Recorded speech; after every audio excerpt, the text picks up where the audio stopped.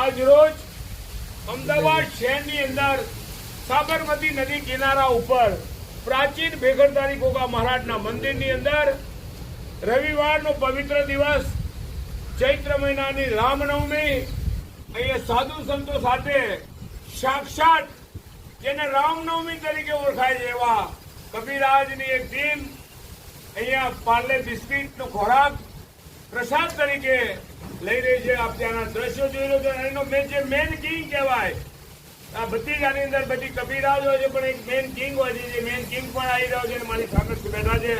આપ જોઈ શકો છો અમદાવાદ શહેરના પ્રાચીન ભેગરધારી ગોગા મહારાજના મંદિરના દ્રશ્યો છે, જ્યાં એક રાજા કહેવાય એવા કબીરાજ અને એમની ટીમ અહીંયા રામનવમીના દિવસે રવિવારે આપ વાનરને જોઈ શકો છો કેપ્ટન કેવી રીતે અને એકબીજા પોતે અહીંયા હાર લઈ રહ્યા છે. આપ અમદાવાદ શહેરના રામનવમીના દિવસે પ્રાચીન ભેગરધારી ગોગા મહારાજના મંદિરના દ્રશ્યો આપ જોઈ રહ્યા છો અને કબીરાજની ટીમ સાક્ષાત અહીંયા આવીને મોઢાથી બિસ્કીટ ખાઈ રહી છે. આપ જોઈ શકો છો.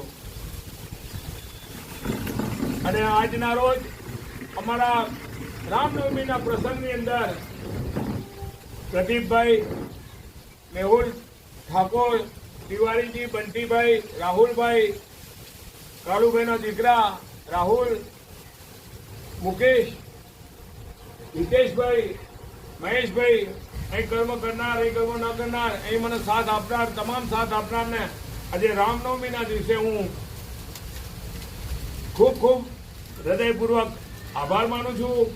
અને આજે અહીંયા સાંજે ભજન અને કીર્તનનો પણ કાર્યક્રમ છે, સાંજે પ્રસાદ પણ છે, તો આપ સૌને પણ વધારવા આમંત્રણ છે. આપ જુઓ છો કે કબીરાજની એક ટીમ કેટલી નિર્ભય રીતે આવીને પોતાનો એક આહાર પાર્લે બિસ્કીટનો ખોરાક લઈ રહ્યા છે. એકદમ નિર્ભય રીતે આવે છે. એમને કોઈ પણ જાતનો ભય નથી. જાણે જો તો આમ ખોળામાંથી લે છે. આપ એના દ્રશ્યો જોઈ શકો છો. અરે અરે બાબા તો મને છેતરી ગયો હતો.